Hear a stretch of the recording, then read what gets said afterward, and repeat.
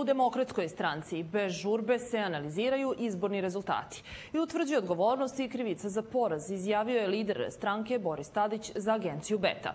Početkom septembra na glavnom odboru svako će imati priliku da kaže svoj stav, rekao je Tadić i najavio da će tražiti da sednica bude javna, jer građani Srbije treba da znaju šta se dešava među demokratama. Tadić je naveo da je spreman da se analizira i njegova krivica. U cepanje stranke ne veruje.